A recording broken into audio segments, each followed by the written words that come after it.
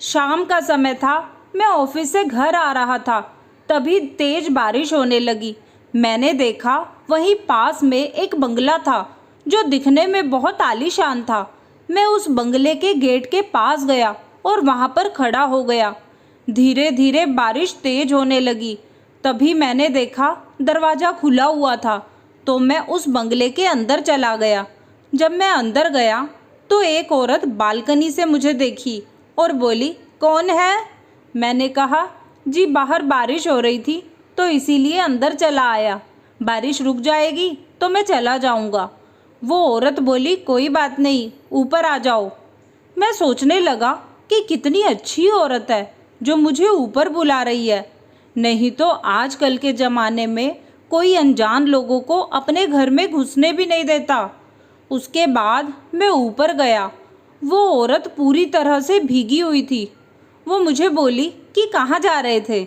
मैंने कहा, मैं ऑफिस से घर जा रहा था तो रास्ते में बारिश होने लगी, इसीलिए मैं नीचे गेट के पास खड़ा हो गया।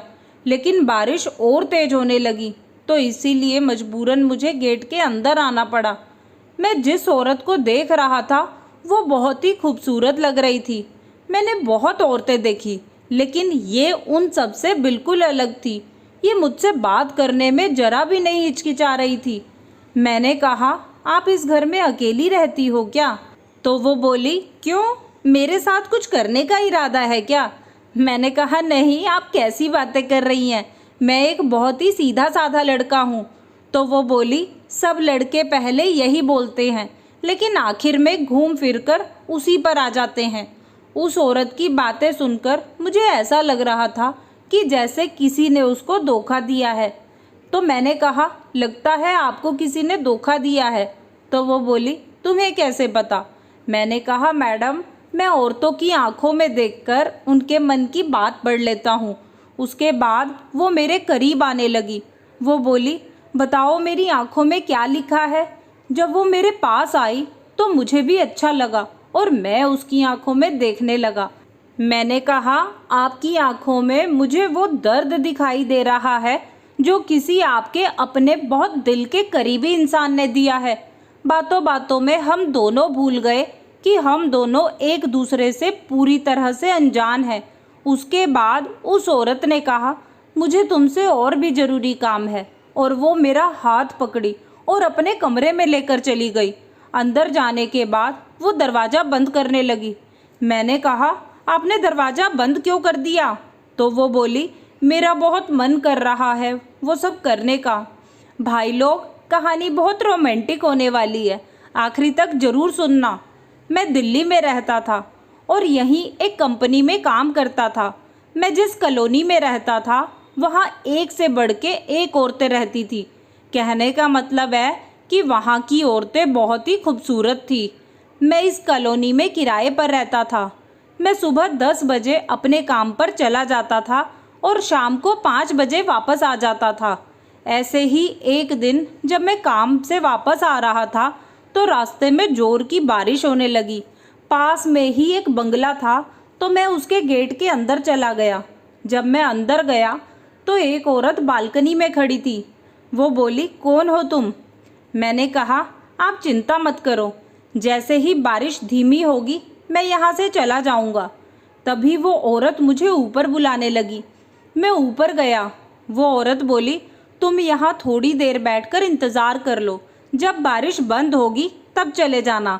उसके बाद मैं थोड़ी देर के लिए वहाँ पर बैठ गया। तभी वो औरत बोली, तुम बैठो, मैं तुम्हारे लिए चाय बना कर लाती हूँ।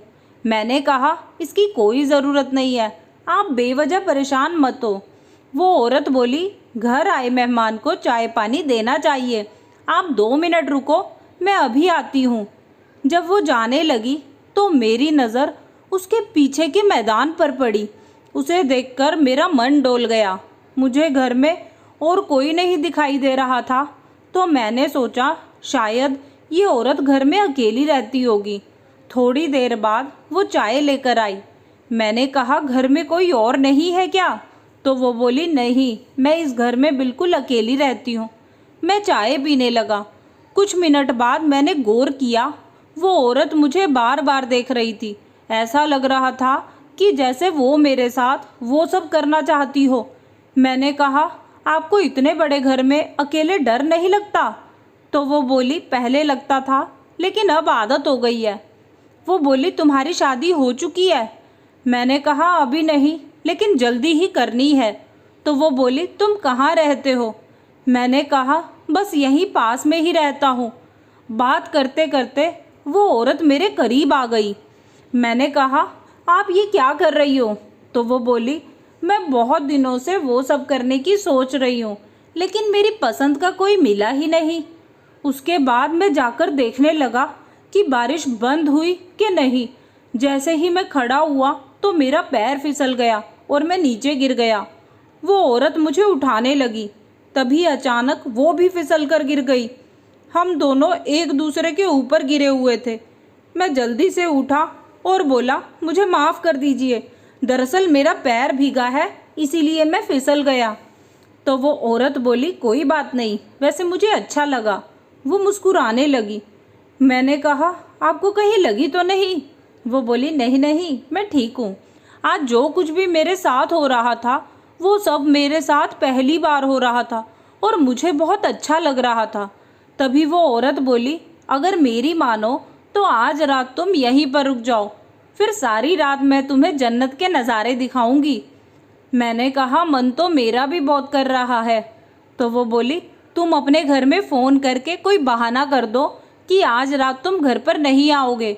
मैंने कहा, उसकी ज़रूरत नहीं है, क्योंकि मैं घर में बिल्कुल अकेला रहता हूँ। उसके बाद वो औरत बोली, तुम थोड़ी देर यहीं बैठो, मैं अभी आती हूँ। इतना कहकर वो कमरे में चली गई। मुझे अपनी किस्मत पर जरा भी भरोसा नहीं हो रहा था कि आज मैं एक बंगले की मालकिन को अपनी बांसुरी की धुन पर नचाने वाला हूँ। थोड़ी देर के बाद जब वो वापस आई तो उनके हाथ में एक विस्की की बोतल थी। मैंने कहा, ये क्या है? तो वो बोली, यही तो है जो इतने दिनों से मेरी हमदर्द बनी हुई है।